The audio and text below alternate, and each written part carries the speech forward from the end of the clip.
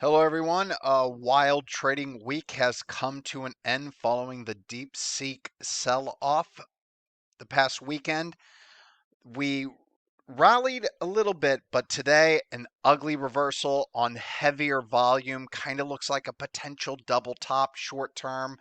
And as we are in the middle of the heart of earnings season and about to enter the month of February, which is the third weakest month seasonally, going back to 1950 for the S&P 500. I don't have any great setups out there. A lot of stocks look extended. I would expect some chop, but to be honest with you, we've been expecting chop ever since ever since basically this session happened right here. This is a control candle. Once that session happened, right after that, the S&P 500 tickets indicator that we use has been below the zero line. And even though we've been trending up, which once again shows you that it does work short term, we're not making any real progress. And as long as we're below the zero line, we shouldn't expect to make any progress.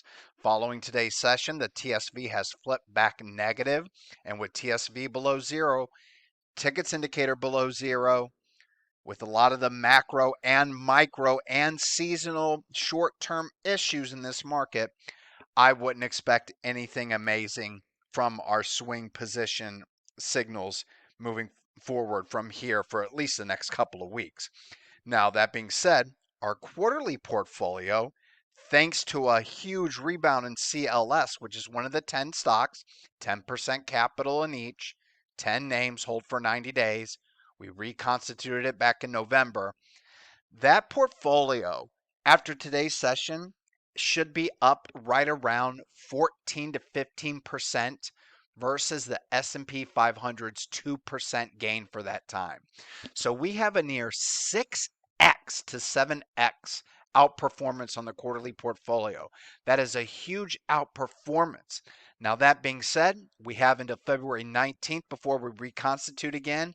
And stocks like CLS, amazing rebound, but it looks like it could potentially be a double top with that wick today. We'll have to see, but so many of the names are just looking good. And the only weak name in that quarterly portfolio is NVIDIA. And I got to be honest, guys, it looks like NVIDIA is having a tough time with the 200 SMA.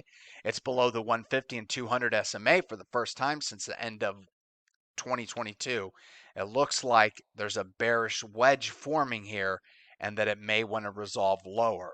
So this is a pretty simple video lesson. It'll be pretty quick overall because there are 0 new end of day swing trade opportunities that I see for Monday. I ran my scans. It's barren. I mean, nothing's even remotely close. If anything looks good to go, there's still earnings coming up. So we take that into consideration with the overall technical development in the SPY. I would expect more chop. And until that tickets indicator is back above zero, I just am not expecting a whole lot. Sure, there can be uptrends off oversold conditions. But that being said, once again, I don't see us making much progress short term. QQQ, you can see ever since that control candle day, it hasn't closed above it, and it's still just chopping sideways. The DIA looks the best, and I don't know about you, but when the DIA is the leader, that kind of tells me everything I need to know about the current short-term situation of the market. And when we look at the IWM, it too remains range bound, hasn't gotten back above that control candle high. Tickets indicator below zero. Yeah, TSV, the main line's trying to get above zero, which is a start, but I just wouldn't expect any fireworks anytime soon. So I'm going to actually keep this video lesson short, guys. We did have one end of day. That's just it. That's why I know that the market isn't that bad yet. It could always get worse. But if it was really bad, all of the names that I'm still long or tracking on an end of day basis for members, we would have more sell signals than the one and only 50% sell signal in deck.